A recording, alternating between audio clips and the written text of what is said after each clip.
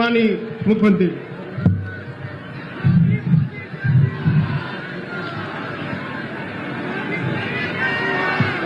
Bharatiya Janata party की राष्ट्रीय उपाध्यक्ष और लोकप्रिय सांसद श्रीमती रेखा वर्मा जी, भारतीय जनता पार्टी के जिला पंचायत के अध्यक्ष ओम प्रकाश भार्गव जी,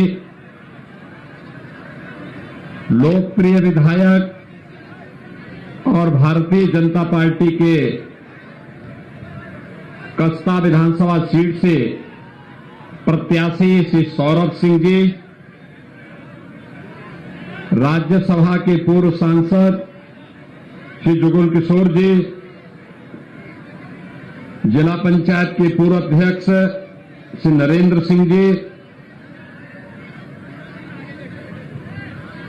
पूर्व ब्लॉक प्रमुख श्री राजीव वर्मा जी, विधानसभा प्रभारी रमाकांत मिश्रा जी, जिला उपाध्यक्ष विजय शुक्ला जी, पूर्व प्रमुख ब्लॉक प्रमुख बलबीर सिंह जी, शिल्पेश जी, गौरव सिंह मोनू जी, धर्मेंद्र दीक्षित जी, सतीश कनौजिया जी, मनोज सिंह भदौरिया जी, विनोद अवस्थी जी, विधान परिषद के पूर्व सदस्य दिनेश सिंह जी, आलोक शुक्ला जी, रुपेश पाटिल जी और भारी संख्या में कसबा विधानसभा सीट में अपना आशीर्वाद प्रदान करने के लिए उपस्थित भाइयों बहनों, लखीमपुर खीरी बाबा गोला गोकर्णनाथ की पावन धरती है। मैं इस भगवान शिव की इस धरती को कोटि कोटि नमन करते हुए आप सभी उपस्थित भाइयों बहनों का हृदय से मैं अभिनंदन करता हूं। आप सभी की इस उपस्थिति और उत्साह के लिए आप सभी के प्रति मैं अपनी शुभकामनाएं भी देता हूं। भाइयों बहनों, आज उत्तर प्रदेश विधानसभा के तृतीय चरण का मतदान चल रहा है। 2 चरणों में चुनाव संपन्न हो चुके हैं और 2 चरणों के चुनाव ने साबित कर दिया है कि उत्तर प्रदेश से प्रदेश के मतदाताओं ने सुरक्षा के लिए, समृद्धि के लिए सपा, बसपा और कांग्रेस का सदैव के लिए सफाया करने का निर्णय कर लिया है।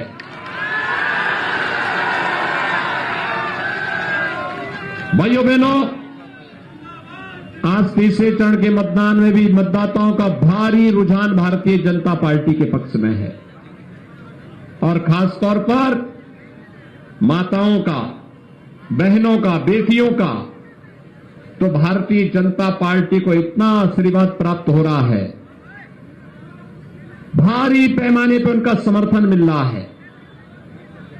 मैं आज प्रातः काल से ही लखीमपुर खीरी जनपद के अलग अलग क्षेत्रों में भारतीय जनता पार्टी के प्रत्याशियों के समर्थन में मतदान करने की अपील करने के साथ आज यहां पर उपस्थित हुआ हूं। भाइयों बहनों, जो हम 2022 में विधानसभा चुनाव में फिर आपके बीच आए हैं, याद करिए 2017 में भी हम लोग आए थे। 2017 के पहले प्रदेश के अंदर किस प्रकार की अराजकता की स्थिति थी। हर दूसरे दिन एक दंगा होता था, महीनों महीनों तक कर्फ्यू लगा रहता था, प्रदेश के अंदर बेटियां सुरक्षित नहीं थी, अराजकता का तांडव होता था, बाजारों में बमबाजी होती थी और असुरक्षा के उस माहौल में उत्तर प्रदेश की छवि खराब होती थी। उत्तर प्रदेश के नाम से लोग परहेज करते थे। हमारे नौजवानों के सामने पहचान का संकट था। वे कहीं जाते थे, लोग पूछते थे कहां से हो। अगर उसने बोल दिया मैं उत्तर प्रदेश से हूं, तो उसको होटल और धर्मशाला में कमरा भी नहीं देते थे। लेकिन भाइयों बहनों, 2017 के बाद आपने 5 साल में उत्तर प्रदेश के अंदर कहीं दंगा देखा, कहीं कर्फ्यू देखा? आज प्रदेश में दंगा नहीं होता है, आज प्रदेश में कर्फ्यू नहीं लगता है, आज बाजारों में बमबाजी नहीं होती है। आज तो भाइयों बहनों, कर्फ्यू का स्थान भगवान शिव के भक्तों ने कावड़ यात्रा के रूप में ले लिया। कावड़ यात्रा हर हर बम बम का नारा लगाते हुए चलती है। पूरे प्रदेश को भक्ति के रस में अपने आप को अंगीकार कर लेता है।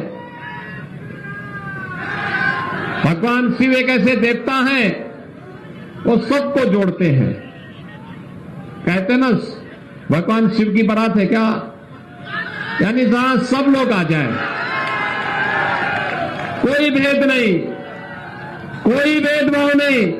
अभी 1 तारीख को शिवरात्रि है, बाबा गोला गोकर्णनाथ जी को आप यहां पर उस समय जलाभिषेक करने के लिए जाएंगे।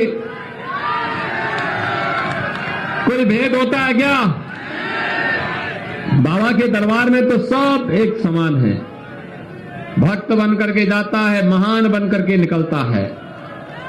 यही तो असीम कृपा बाबा की है। भाइयों बहनों, प्रदेश में दंगे नहीं होते, कर्फ्यू नहीं लगता, अराजकता नहीं फैलती, बेटियों की सुरक्षा पे कोई सेन नहीं लगा सकता। और भाइयों बहनों, गरीबों की कमाई को डकैती के रूप में निगलने वाले उन बड़े बड़े माफिया जो अपने को पहले सत्ता में रहकर के सूरमा समझते थे, आज जब उनकी अवैध कमाई पर सरकार का बुलडोजर चलता है, तो उनकी सारी गर्मी शांत हो जाती है। आपने देखा ना, और मैं यही बोलने के लिए आज आपके पास आया हूं। कस्ता के मेरे मतदाता भाइयों बहनों, मुझे बताओ, 2017 के पहले बिजली मिलती थी क्या? आज तो मिलती होगी ना। सौरभ को आपने विधायक बनाया तो बदले में बिजली सब जगह पहुंच गई ना, हर गांव हर मजरे में बिजली पहुंच गई ना। दूसरा मुझे बताओ, गरीबों को मकान भी मिल रहे हैं। और भाइयों बहनों, एक बात बताइए, कोरोना महामारी है, दुनिया के अंदर लाखों लोग मर गए हैं, और हमारी संवेदना हर उस पीड़ित के प्रति है। लेकिन भारत का कोरोना प्रबंधन दुनिया के अंदर सबसे अच्छा रहा। जीवन भी बचाना है, जीविका को ही बचाना है। फ्री में टेस्ट, फ्री में उपचार, फ्री में वैक्सीन। कितने लोगों ने वैक्सीन ले ली है? अभिनंदन आपका। ये वैक्सीन, भाइयों बहनों, ये वैक्सीन देश की कोरोना के खिलाफ लड़ाई का प्रतीक है। बिना भेदभाव के सबको वैक्सीन मिला ना।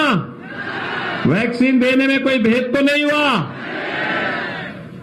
लेकिन जो लोग वैक्सीन के खिलाफ दुष्प्रचार करते थे, कहते थे ये मोदी वैक्सीन है, कहते थे ये भाजपा का वैक्सीन है।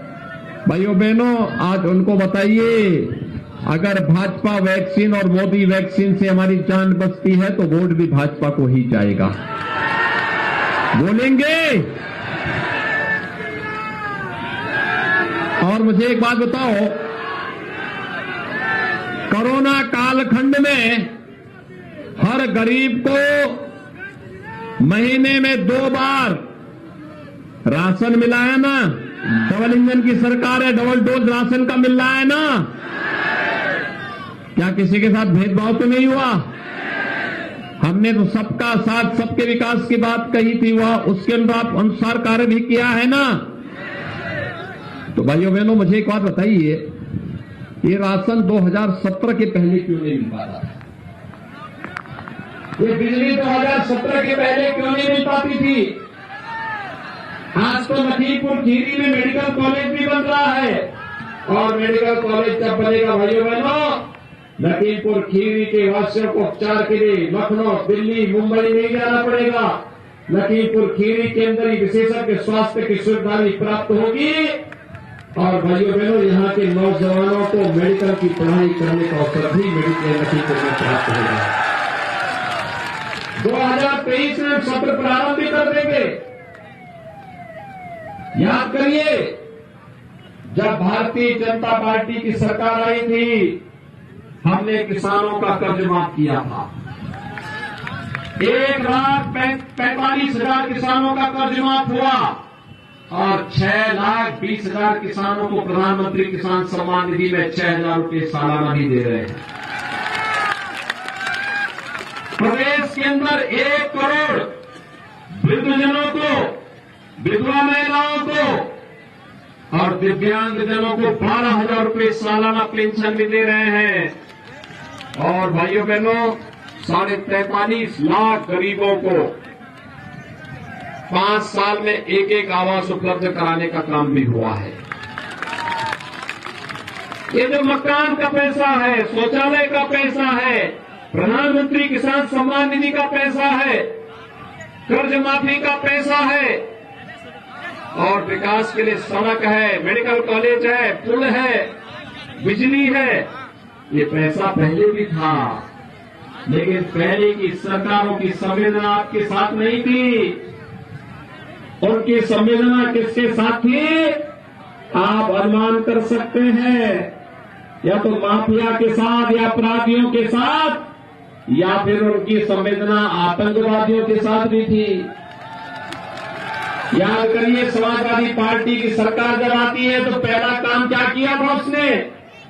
आतंकवादियों के मुकदमों को वापस लेने का काम किया था। दर्जनों लोग मरे थे आतंकी घटनाओं में। अभी गुजरात की एक न्यायालय ने आतंकवाद के लिए दोषी 38 आतंकवादियों को फांसी की सजा दी है।